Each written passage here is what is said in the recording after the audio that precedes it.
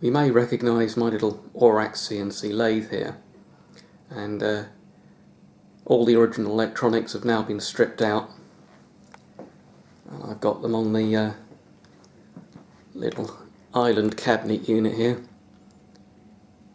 So on the top is the control panel and the built-in CRT monitor. The main control racks. On the left are a couple of the stepper motor drivers, or the two stepper motor drivers. One of the power supply units in the middle, and the stack of 4 processor and interface cards. And on the right is a little cassette unit that operated the storage tapes. And then round the other side we've got another power supply board and an interface board, a little relay board, and this open frame unit is the original bipolar transistor based variable frequency drive with its big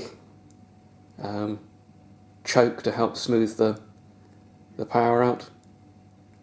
And along with the main high power supply, the stepper motor supply, that lot occupied nearly all the space in the bottom of the Orac.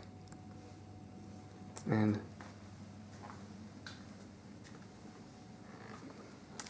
I've got the original chassis slid partially out the back, and there's now a PC on the left. Very cheap little breakout board. The little unit on the right there is the new VFD, which is twice the power of the original, and there's a mains filter there next to it, covered up by what some of you may recognise if you're old enough, which is an old computer punch card. I've got a big box of them that I use to scribble notes on sometimes. And there's the original toroidal transformer.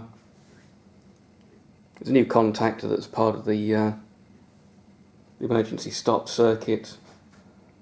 And if I swing back round to the other side, we can peer in again.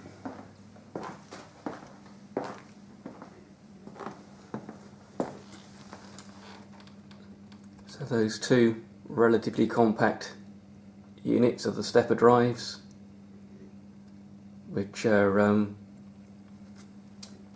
micro stepping, so they're doing 10 micro steps, so that's 2,000 steps per revolution on the 200 step native motors. It's the original smoothing capacitors, and quite a lot of empty space. And I've been all that control wiring is bundled up because it's connected up and tested, but it's not all cut to length and neatly tied in. Like you can see that the power supply wiring is fairly neat there. So I'll probably have to pull the chassis out one more time and drill some more holes to mount the little breakout board, and